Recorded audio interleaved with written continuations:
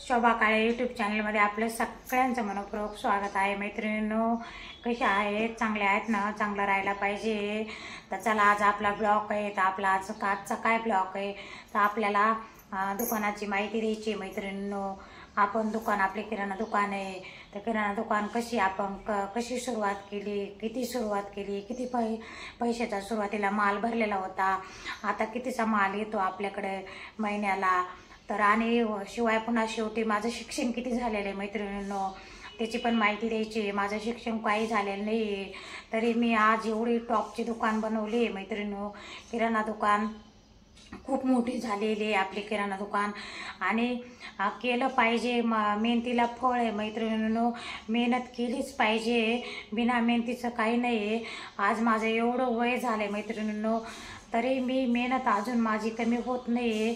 मी मेहनत करतच राहते आणि जीवनामध्ये खूप स्ट्रगल केलं आहे मैत्रिणींनो। मी खूप मेहनत केली आहे आणि मेहनतीला फळ भेटतं। मेहनत करायचीच राहायची, करत राहायची, मेहनतीला फळ भेटतं मैत्रिणींनो।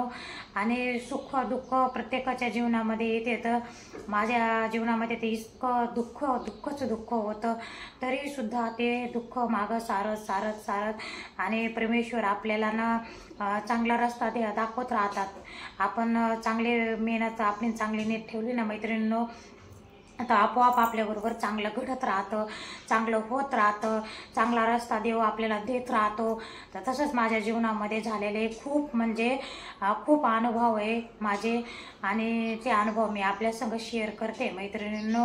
आजचा ब्लॉग आहे आपला, आणि जर ब्लॉग आवडला तर सबस्क्राईब करा, लाईक करा, शेअर करा, कमेंट करा मैत्रिणींनो। आणि तुम्हाला सांगते मी दुकानाची माहिती कशी द्यायची, काय द्यायची, कशी करायची, तर ते पुढच्या ब्लॉगमध्ये आपण सांगते मी तुम्हाला मैत्रिणींनो। राम राम, आणि राम राम म्हणायचं। राम राम म्हणल्यापासून आपली सकाळी जीवनापासून सुरुवात होती चांगली, तर चांगली सुरुवात होती मैत्रिणींनो। माझे खूप अनुभव आहे, तर ते मी तुम्हाला अनुभव शेअर करतच राहील। काय काय अनुभव आहे, कसे दुःख आहे, कशा दुःखातून वरती आलोय आपण, ते सगळं मी तुमच्या संग शेअर करणार आहे मैत्रिणींनो। बघू शकता तुम्ही, आज माझं एवढं वय झालेलं आहे, त्या वयामध्ये मी एवढी अजूनही मेहनत करते। मेहनत माझं कमी व्हायचं नाव घेतच नाही आहे, मेहनत वाढतच चालली, पण कमी काही होत नाही मैत्रिणींनो। सकाळी जायचं दुकानातून परत यायचं, घरातले कामं आवरायचे, घरातलंच नाही झालं का नंतर पुन्हा परत 5 वाजता दुकानावर जायचं, परत 8, 8:30, 9 पर्यंत दुकानातून मग वापस यायचं घरी, परत त्याच्यानंतर स्वयंपाक करायचा, त्याच्यानंतर जेवण करायचे मैत्रिणींनो। बाकी खूप कामं राहते तर दुकानाचे। किराणा दुकान म्हटलं का खूप कामं माणसाला ना इकडं बघायला असं जमत नाही मैत्रिणींनो, पण त्या मेहनतीचं फळ मला खूप भेटलं।